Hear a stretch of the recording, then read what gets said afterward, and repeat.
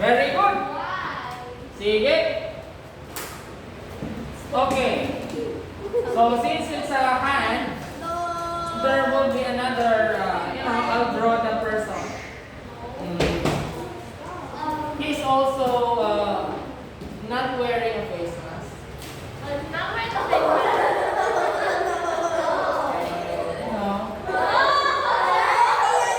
Like this, with a shaggy hair. Okay. And then a bit big eyes. And eyebrows. Like that. And wonderful nose. And he's laughing. Like that.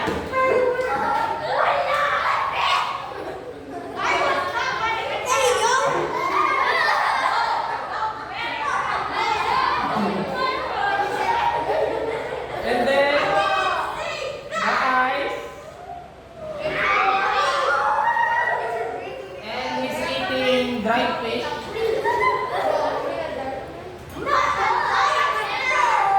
With the school ID. And the name is Purimao. Oh, Purimao. Okay. Okay. Now, which material is harder? And because he laughed so hard, like that, we parted. Okay, anyway, so much of that. Which material is material A? Okay. So in other words, material A harder. It's material B because material B was able to cut material A. Ayos? Alright. I want complete silence. 1, 2, 3. Okay. Physical property. Another example of physical property is brittleness. When you hear the word brittle, most likely you would think of the Baguio peanut brittle. Okay, how come it's brittle? When you try to, apply force on it, it breaks easily. So that's what you call brittleness. When it breaks, it creates fracture. It breaks fracture. Okay? When you subject it to stress. When you say stress, that's the amount of pressure that you apply to the material. Okay. Next. Okay, like that. Example of brittleness. It breaks into tiny pieces. Alright? When you drop it, it breaks into tiny pieces. That's brittleness. It's brittle. Okay? Next. Flexibility. The next property of physical property, we have hardness, brittleness, and the next one is flexibility. Come here.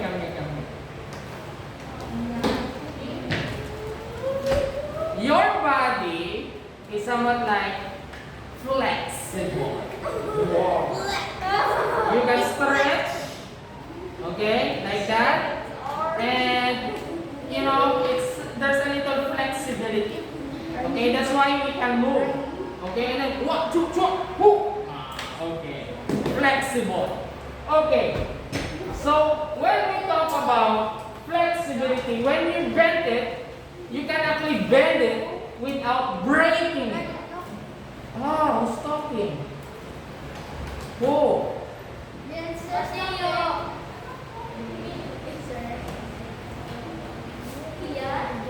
You want to go out? Alright. So please pay attention.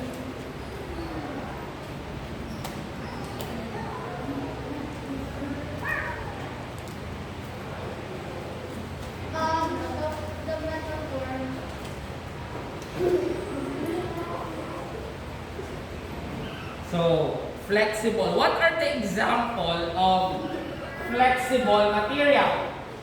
Like this in the picture. When you try to bend it, it will not break. So these materials can be used to perform a specific purpose. Like for example, this material is bendable, flexible. You can actually use that to design the side of the car by bending this part so that it can fit on this part. Flexibility. Alright? So sometimes in life we need to be flexible. Right? Okay. Okay, example, your cable tie, you can bend it without breaking it. So it's flexible. Okay? Flexibility. What other metals, sir? Why does it break? Other metals. Other metal, it breaks. This is not flexible. Because maybe it already exceeds its strength of the material, so that's why it breaks. Okay? Another one of example of physical property is elasticity. The garter in your face mask is elastic. So that's why even though it's your ears is far, okay, you can actually reach it by extending the garter in your face mask. Right? Okay. Elasticity. The ability of an object or material to resume its normal shape after being stretched or compressed. So when you stretch it and you let go of the pressure, it will go back to its original structure. Okay, so you don't do that and then let go of the garter because it will slap your face. Right? So slingshot, you can actually make a slingshot using garter. Okay? Just like what David did to Goliath using a slingshot. Okay, during the time of David, that's actually David could be considered as a sniper using his sling. Right? Yes.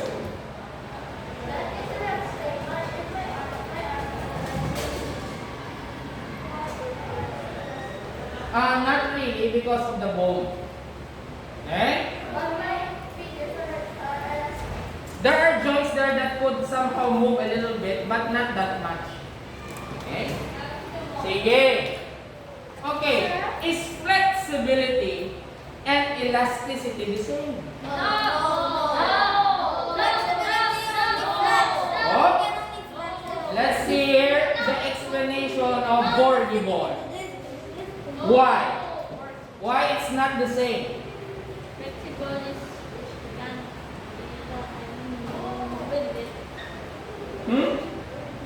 Flexible is you can bend it without breaking it. Does it return to its original position? No. What about elasticity? It does. Very good, Borgie. Very good. Okay. Okay. Next property, physical property is conductivity.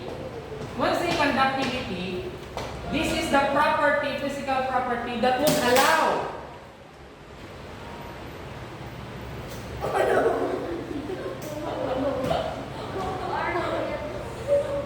come here.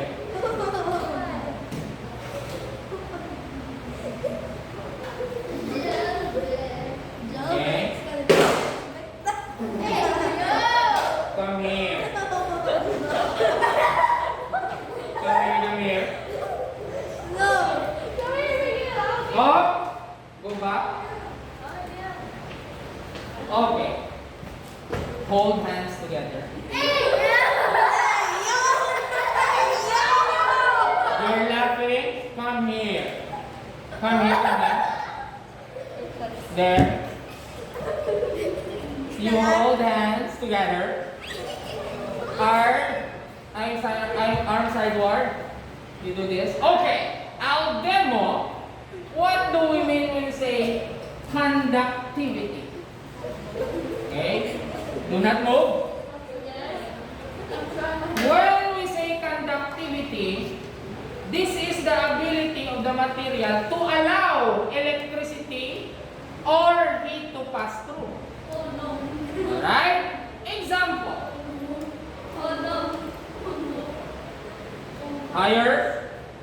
Imagine these three handsome gentlemen in front is a kind of conductor. Do not move. And this one is electricity. Electricity would pass and then, do not move. Would pass this material and this material will allow it, that's why it is moving, and will go to the next material until such time as it will reach the end of the material. Go back, I'm not yet done. No, hold hands together. Now, if the source on the other side, do not move or else you will stay there forever. If the source is on the other side, the heat will pass through this material, okay, and then will move to the next material until such time that it will reach the end part of this. That is what you call conductivity. It allows the electricity to pass to the material, and also the heat would pass going to the next material. Conductivity. Good, okay? Thank you, gentlemen. Go back. Alright. Careful. Do you get it? We have hardness, brittleness, flexibility, elasticity, and conductivity. Alright, what time are you to end? Okay, example like this, which I demo a while ago. Look at this one. The electrons are the one passing the material. Okay, so the electron would pass from one material to another. So that's conductivity. Example of a conductor are your metal. Yes. Copper. Metal. Iron. Not Iron Man, iron.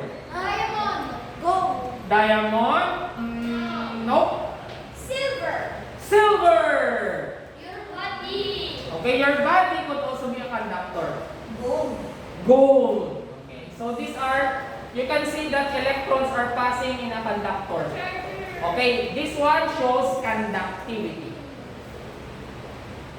Okay, the opposite of a conductor is insulator. It does not allow heat to pass through. Okay, what time are we to end? Science. 10:40. Okay, so ready? Ano? 11:30. So it's already overtime. Okay, and thank you so much and welcome to my vlog. Okay, see you on Thursday.